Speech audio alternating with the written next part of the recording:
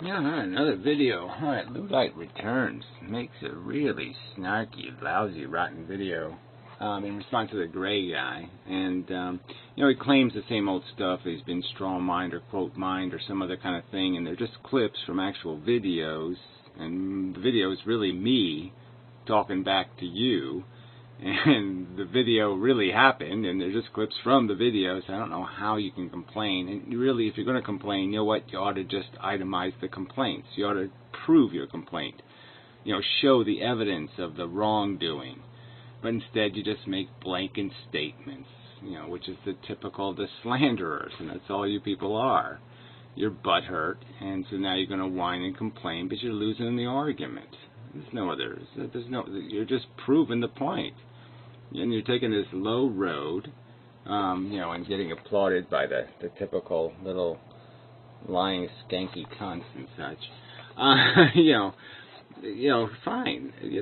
I don't. Well, whatever. I'll play part of his video. I mean, there's a clip in here where he takes, because Gray has a quote from Tupac or some urban legend type. And I have no real use for urban culture, black culture. Yeah, screw it. I don't, it's crap. It's garbage. But yeah, it doesn't mean they can't be philosophers. Doesn't mean they don't come up with little nuggets of gold now and then. And, he just was using that like somehow that means something because, it's an urban black man. It's an urban black man quote. It's somehow, it's suspect on its face. On its face, it's suspect. Which is just more of his pretentious arrogance, this snobbery of these elitists. I have an education, therefore I'm a superior person. Well, fuck you, you're not. You're not a superior thinker, even. Which is really, you should be humiliated and embarrassed that, with a high school education I can, kick you all over the field of logical and intellectual conversation. It's the truth. You're getting beat badly. Rip people from context and quote mine people in their videos. This is a disgusting display. Okay. Well, you should show it. You should display it. You displayed the disgusting urban man. You showed an image of a disgusting urban person. Why don't you show us a clip that demonstrates how he manipulated your content, your voice, your image in some intentionally derogatory or malicious way, besides you just saying what you said, which was preposterous nonsense, and I made you out for the fool that you are. Yeah. Cowardice. And that pretty much makes you universally despisable. Well, that's even a stupid thing for an intelligent man to say, right? I mean, you really have to demonstrate universal despisability. You can't just make a claim out of it. You could say that should make you universally despisable. Or despised. I mean, wouldn't that be the correct way to say it? You should put an ought or a should in there. It's not really a statement of fact, is it? You're the subjective lunatic who can't figure out that suffering matters, and yet somehow you think it should be universally despised because somebody took some video clips and arranged them together? Oh, yeah. That makes sense. Sorry. I'll talk in my silly voice. That sounds kind of fishy to me. So, congratulations, Great Tai Cheeto. Oh, shut up, Eminem Cat. argues that, informed and rational people concede determinism. Would you use the same mocking voice if you were quoting Einstein-y on the subject? I don't think you would, because you're scared that Einstein would crawl out of his grave and beat you to death with one of his leg bones, wouldn't you? Yeah, I mean, really. So this is what you've got to resort to? I mean, I could talk in some kind of sissified manner. I'm a sissy philosopher, and I use big fancy words so no one can understand what I'm saying, so I can say something completely silly like unicorns exist, and they don't know that's what I just said because I used the technical word for unicorn. Yeah, I could do that. You want to do that? Back and forth forever? Fuck that. Yeah, fuck that. Well, and maybe in the mid to late 19th century, this would be true to proceed with this kind of assurity, I suppose, in one's position, but... Oh, whatever. So there's some sort of grand evidence that there is real randomness. You've got proof of it now or something. Sorry, you don't. Okay, even quantum mechanics, it isn't proof of anything, okay? Photons aren't reading our minds. Seriously, fucktard. And if they did, they would read them as random crap, and they would respond randomly. So it still couldn't account for something called free will. Like free from what? Free from my knowledge? So I'm free to what? Say everything backwards and upside down even though I know better? I don't think so. I mean, I've said it in videos, but the only will worth having is a confined and restrained will. One that's been filtered and weed pulled out of it. A will that's been weeded to pieces, that is now exquisitely, beautifully tailored. You want a refined will, not a free will. Duh. Duh. These are strange philosophic times, and times have changed, you know. Well, that's what all you silly people are saying, right? All you silly, yeah, you don't got religion, but you got something like it. Okay, sorry, but if the shoe fucking fits, and the shoe's fucking fitting, you're all enamored with some sort of mystery in the universe when we know what we are, okay? We're fucking apes, and we know what apes came from, and they were fucking salamanders, and we know what salamanders came from, and it was goddamn green soup. There's been a lot of good philosophic work on the nature of nomicity and nomological law. That is, that nomological laws are nothing but descriptions of states of affairs, right? And so there are different kinds of determinism. First. Well, you want to play that game, go ahead, okay? There's no different kinds. It either is determined or it's not determined. There's no different kinds of determinism, okay? And what would interrupt the determinism? Oh, randomness. Okay, so it's either chaos or structured determinism. Now, I think it's quite obviously structured determinism, because most people aren't acting chaotically. Now, okay, they're stupid, and they do ignorant things, but we know exactly why they're doing them. It's because they have a hard dick or some other excuse. Okay, we can trace the cause and effect, and we don't see random and chaos at the source. No, we see explanations. As we trace the thing, we can find the explanations, the causes for the effect. Duh. Logical determinism, going back to Aristotle and the sea ship battle, right? And Norman Swartz, the philosopher, does away with this in quick succession, if you will. I doubt that he does. Okay, I mean, I have gone to the paper. I'll read it at my leisure. But whatever, there's no way he's going to undo determinism. He's not going to undo the fact that especially us, especially our intelligence, there's just nothing for, there's no evidence of anything else. Once you know something, you know it. You can't unknow it. There's epistemological determinism, and I'll provide links to some of Norman Swartz's work on this. And then there's causal determinism, right? That is the postulation that there exists this omnipresent causal web of necessitation. And first of all... Causal web of necessitation. What is that gibberish? There's no empirical evidence for this. There's none whatsoever.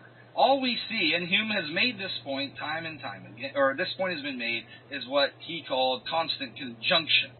And from this, it seems like typically determinists tend to move from the empirical reality of B follows from A to the postulation of necessity there.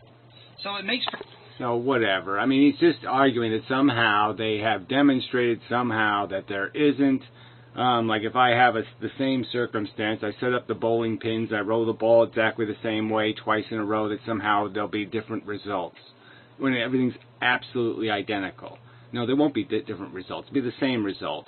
There's nothing quantum or random or any of this crap, and you're just making it up, and you're clinging to it for no good reason. Because it's still, even if you could hurt the word determinism, which I don't even give a fuck about, but let's just say you could in some way make it non-deterministic, you haven't come close to finding anything free will. Okay, you could find random will, you could find chaos will, but you couldn't find anything called free will. So you're still out of luck fixing this or relating this to the question of free will. So again, bullshit on you. Perfect sense to speak of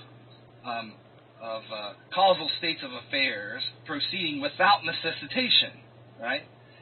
So, I mean, determinism, I suppose, it has its value as a philosophical thesis on reality, but, you know, that's in Mintam proceeding in fundamentalism. To me, well, whatever. What's fundamentalist about it? It's just a conclusion I've drawn from all the evidence. All the evidence points to determinism. No evidence, no real evidence, just made-up string theories and multidimensional bullshit, just theoretical crap made out of absolutely nothing, points to any kind of random chaos. Let's just fuck up the mix. Yeah, none of that happens, okay? You can claim it happens, but you have no evidence of it happening. So I'm just going where all the evidence points, and you're somehow making that sound like fundamentalism or some lunatic religion, right? Because you go exactly where all the evidence points. And you have so much evidence for it that there's no reason not to convict. There's no reason to not put your hand up and say, yes, it's a deterministic universe, okay? Nobody, all right, nobody is endowed with a college education from birth. Nobody. It just doesn't happen. Really, to just, so for example, with value, and calling into question whether or not value has transperspectival reality. What is the response of the anti-natalist has only been to merely, when challenged on this point, typically one of two things happens. One is, well, if you don't recognize this, that makes you evil. Yeah, well, whatever. It makes you stupid is what the argument is, okay? I've made the point that 5-year-olds would all get this unanimously. If I polled all the, 1 billion 5-year-olds on planet Earth, I'm not going to have any problem having them all be able to recognize that there's a huge difference between feeling good and feeling bad. Huge, gigantic, colossal difference, and it's all the difference that matters. Okay, they'd say, yes, it matters a lot, all right, whether I have a nail in my eye or I don't have a nail in my eye. It matters a lot, okay, a big amount, okay, and as soon as they say any amount at all, we've acknowledged value. And somehow you educated fucktards go to school to somehow learn that, no, nails in your eye doesn't matter. 1 trillion people could have a nail in their eye and it goddamn just doesn't matter. And that's just goddamn nonsense. It's so fucking imbecilic. I can't imagine why you would believe it, how you would believe it, how can you construct it. So yeah, it is as retarded as Noah's Ark theory. It's more retarded. Noah's Ark is more plausible than that, and then the theory that if 1 trillion people had a nail in their eye, it wouldn't matter. That it wouldn't be preferable to not having 1 trillion people with a nail in their eye.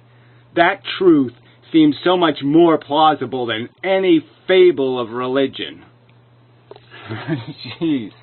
And you can't get it. And you're dumb enough to fall for it. Why? Oh, there must be some self-interest. That's right, because you don't want to be accountable for your behavior, quite obviously. Selfish fuck. It's so fucking stupid. There's that option. And then there's option B, which is merely to insist upon the presupposition, the very thing in question. Well, again, how can the very thing be in question? That's right. There is. You said it's a supposition. I'm saying it's demonstrated by my own personal experience. So right there, the trial's over. Okay, because I've personally experienced consciousness. I know it has substance. Okay, it might just be an illusion in my head, but it's one hell of an illusion, as Einstein would say. It's one fucking goddamn amazing goddamn an illusion. And if we don't invest in its reality, it would be just nonsensical to every neuron in my body would raise its hand and say, no, I vote against pretending it doesn't exist.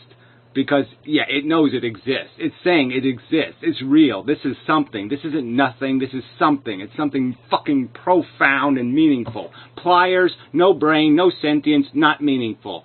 Sentient being, meaningful. Goddamn, it's really fucking easy. Which is how I'm into Empress.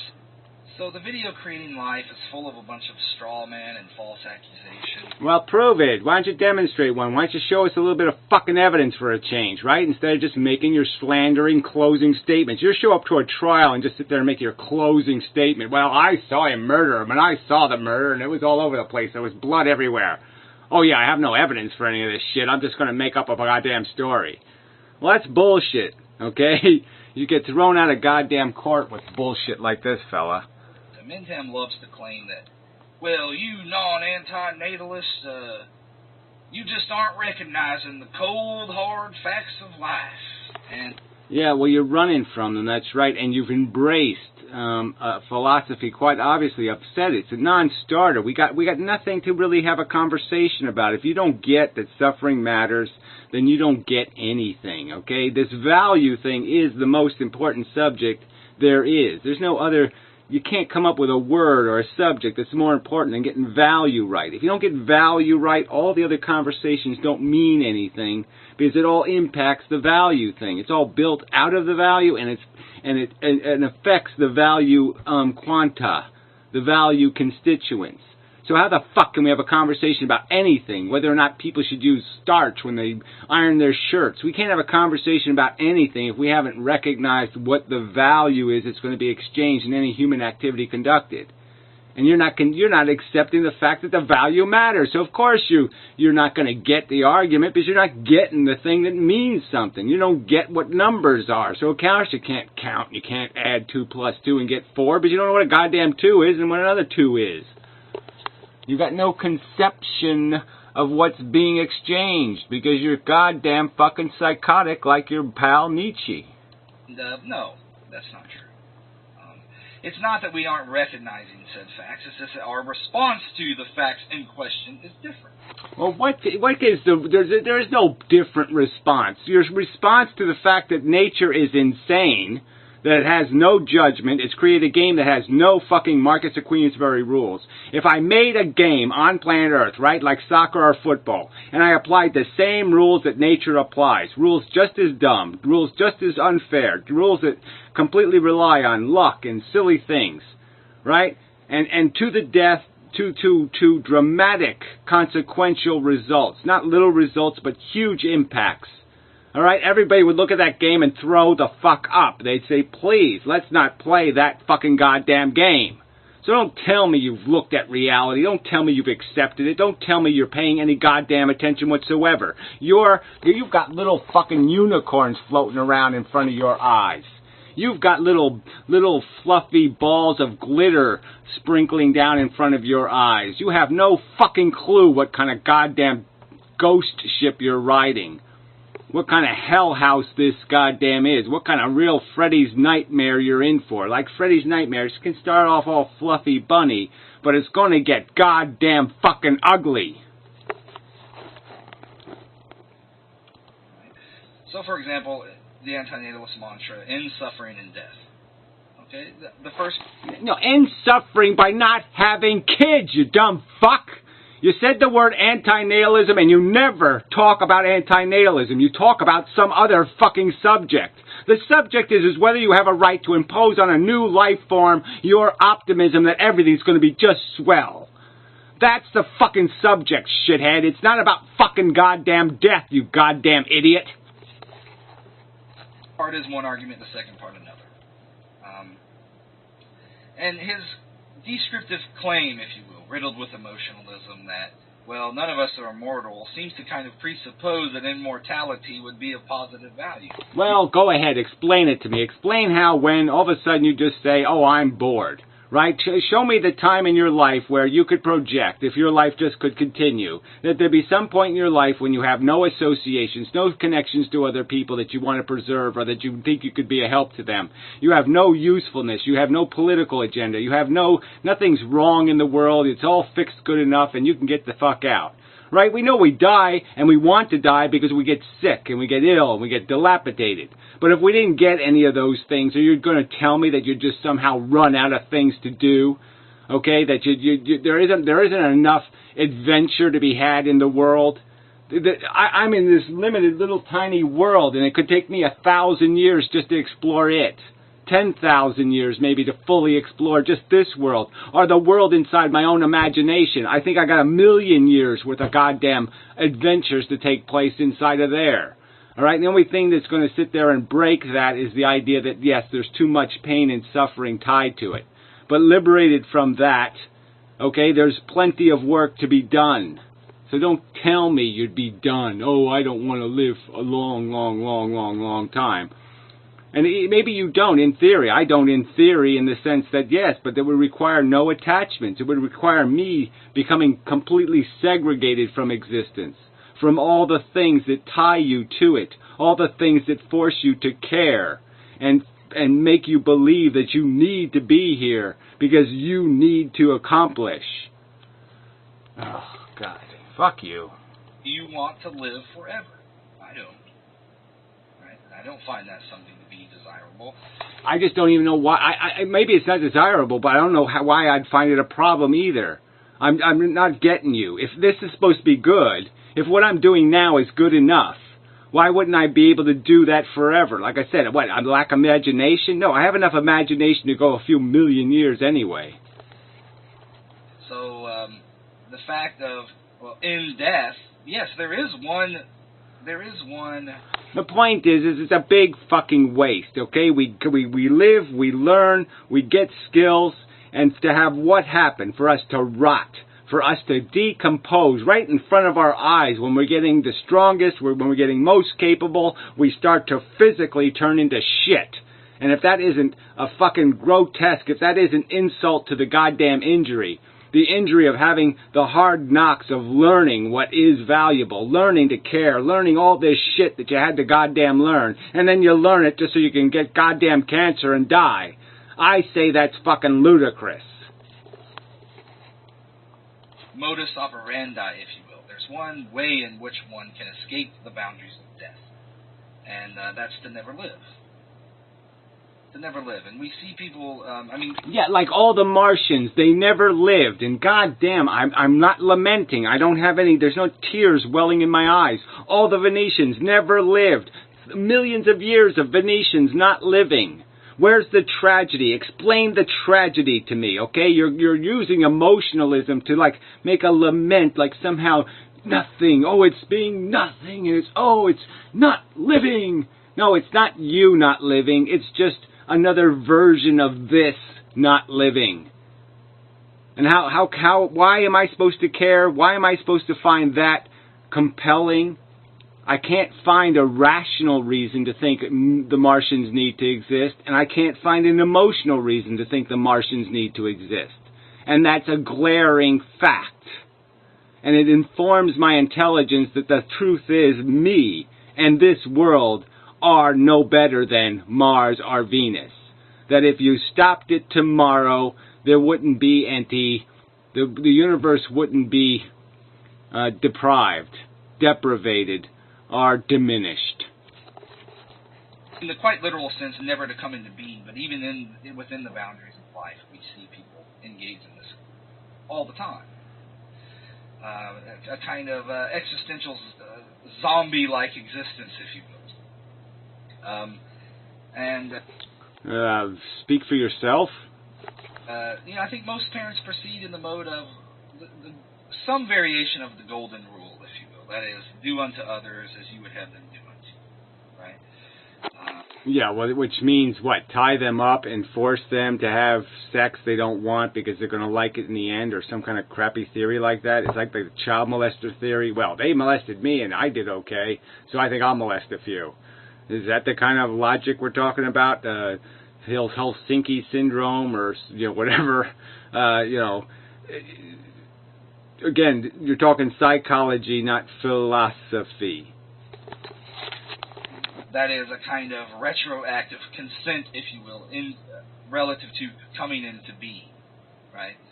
And yeah, well, we know that just doesn't work, right? Because it's not retroactive consent, because people like me would say, shit, you made a real big mistake, a huge boner, okay? Really, you fucked up, all right? Because I think your world sucks, and I think you're assholes for eating this shit, and you're really assholes for converting this shit into me. Fuck you for that. So, for example, in my case, yes, there are risks associated with life.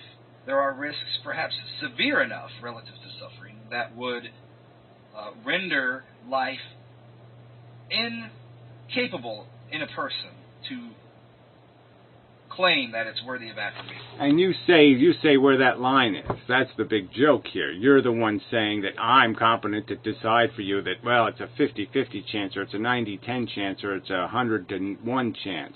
Because I'll just change the level at which the deprivation or the misery or the suffering has to, what level it has to be at before I'll say it's worth it for you to experience. I mean, that's just a ludicrous joke. It's just silly. Because we know that it's going to be an individual thing, and we know also that the psychology, once the animal's in the game, it's in the game, it's in the chase, all right? And it's not going to even perceive its misery. You're going to tell me that you're perfectly glad to be a retarded person who's going, has a smile on their face while they're banging themselves in the head with a fucking brick? You'd want to be born that individual and live their life? Say you're severely retarded and you have, maybe dozens of surgeries and all kinds of corrective this and corrective that, and you die when you're 21 years old. You want to live that life? Should I sentence you to it? If I had the power to, would you feel yourself fairly used if I did sentence you to it? Just imagine if I had the power. We could just go to the store and press a button. I can just press the button. Yeah, force Luddite to be a retard for 18 years. Force him to have too big a heart in his chest and have all kinds of surgeries and live a miserable, horrid, tortured existence for 21 fucking years. I should just go to the store and press the fucking button and you'd feel fairly treated? Fuck you. Might have said suffering. And but the response that, well, the whole biosphere has to because of this associated risk. Well, look, it's not because of the associated risk. The human equation is one equation, but yeah, the life is. All right, what is it?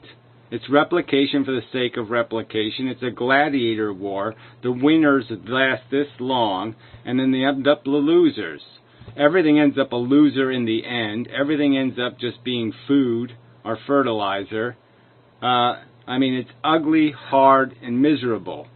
And for you to glorify it into something else is just silly. It is corrupt from its very source. The very source of the mechanism that constructs it, natural selection, is corrupt.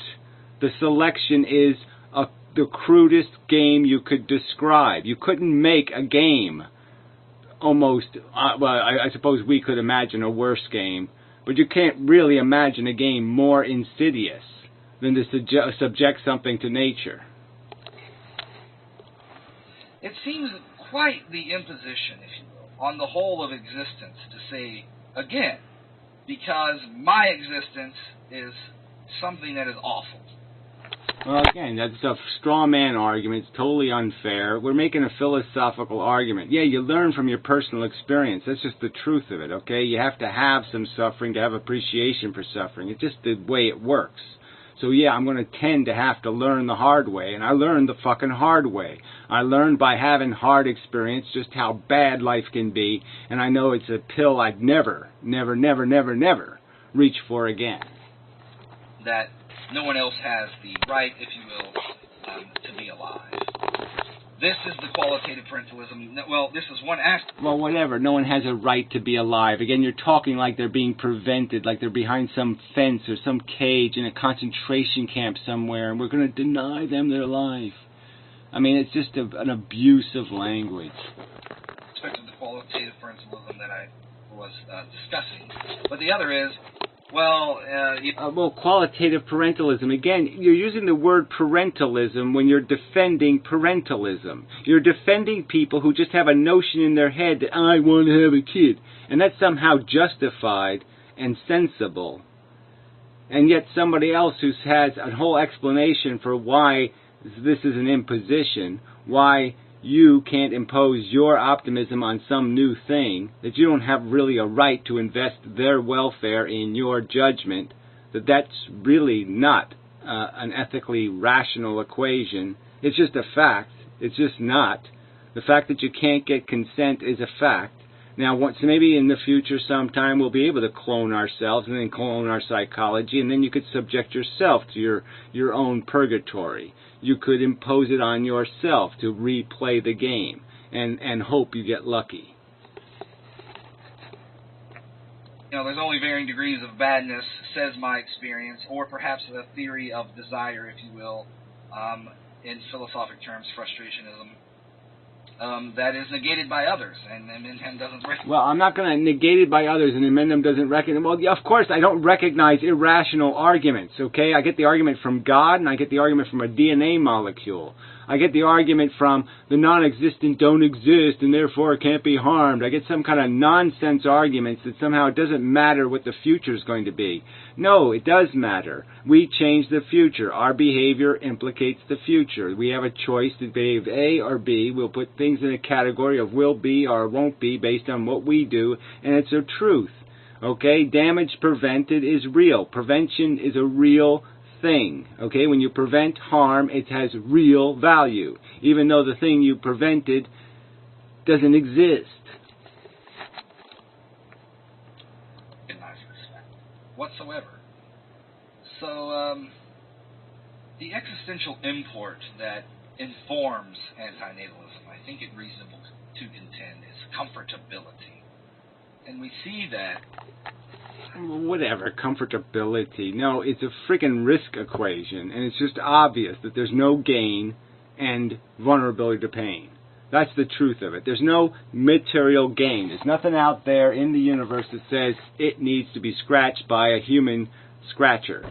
The human is necessary to the function. The human is necessary to saving it, rescuing it. There's a fire, and the humans are needed to put the fire out. No, the humans make the mess. The humans clean up a portion of the mess. It's completely illogical, completely inefficient. In that, well, what could be a more comfortable state, if you will, than nothing?